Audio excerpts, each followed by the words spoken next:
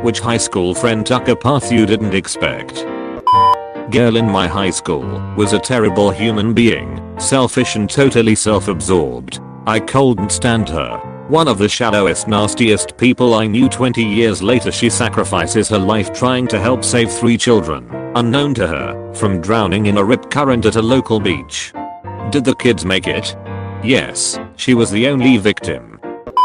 My best friend, since I was 5 years old, smartest person I ever knew.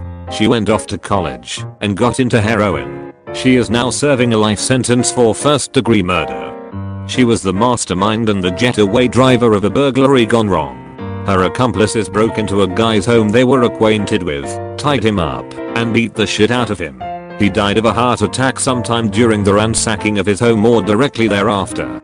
Holy shit. The best timing for misfortune.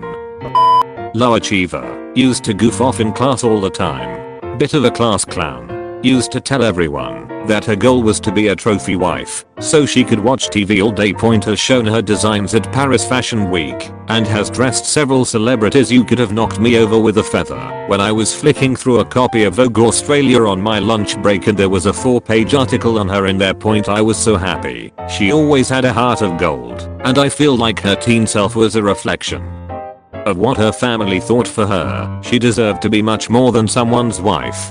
That's awesome.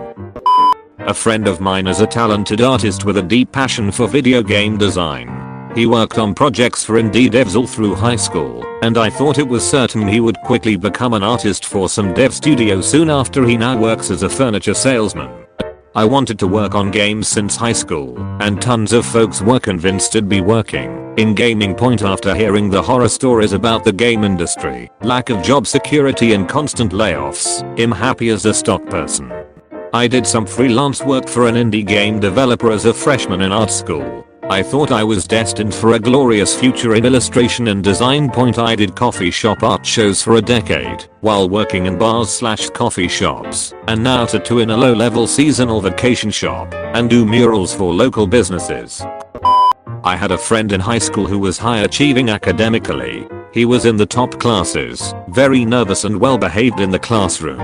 Generally he was mostly thought of as quiet and the guy very few people paid any attention to. Point he's serving 8 years in prison for possession of drugs and child pornography.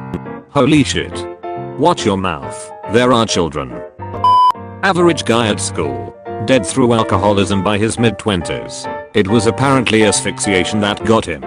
The odds and suicides are always more surprising than the success stories. It really is crazy how people who seemed so normal can privately go so very far off the rails.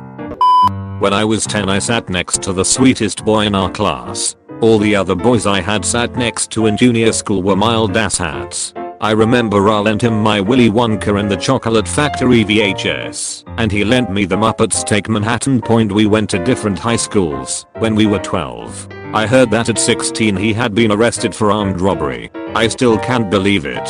What the hell happened to that kind and gentle boy between 12 and 16? Life. Point sweet kids can get caught up and forced to do shit by the wrong crowd quite easily.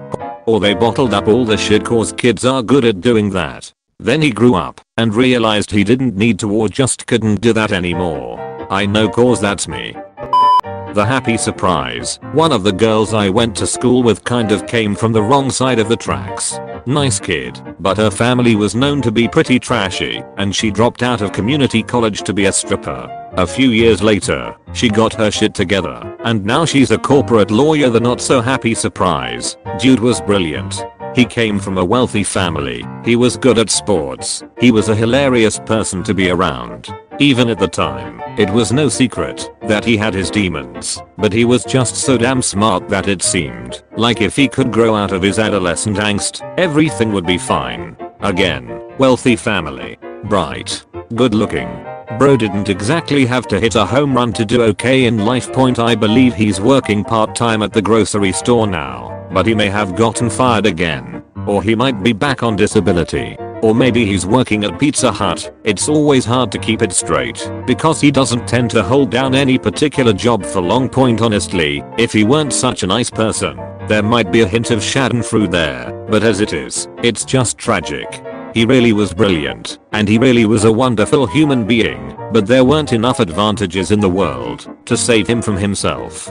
Weren't enough advantages in the world to save him from himself, damn. That struck a chord.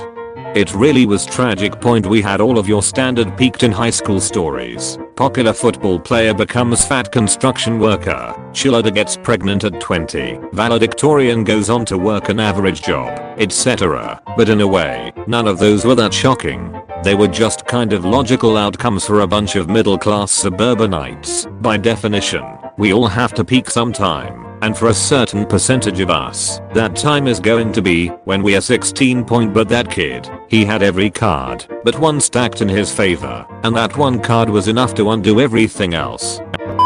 I had a crush on a girl that was a real sweet, quiet girl. Not long ago saw her picture on the news for boosting cars. She was not so cute anymore. Sorry, but what does boosting cars mean? Stealing them. There was this guy who bullied me and destroyed my self-esteem on a regular basis. He became a really successful vegan chef, has his own restaurant, cookbooks, has been on talk shows to cook/promote his stuff. Fuck him, bro. Thanks, dude. There were two that really stand out. One of them was a girl who got in a fair amount of trouble. She skipped school, had a bad attitude, and was more interested in hanging out with friends than learning. She ended up becoming a lawyer and eventually became the assistant DA of a city with about 3 million people. The other was a nice guy, got along with most everyone. I even considered him a friend and hung out with him on occasion. He came from a great family, and while he didn't get the best grades, he was good at things like fixing cars, so I assumed he would end up going into that field. Instead, he started a career in drinking. By the time he was 30, he had been in jail several times, in a rehab a couple of times, had been arrested numerous times, had 2 restraining orders on him from former girlfriends, and had burned so many bridges with his family they had given up on him. Now in his mid-40s, he still lives in that same town. He looks like he is in his 60s, is on disability, and likely doesn't have much of a future as he continues to drink himself away. Booze is a hell of a drug. Thanks for watching. Subscribe now and you will have good luck for the rest of your life, I promise.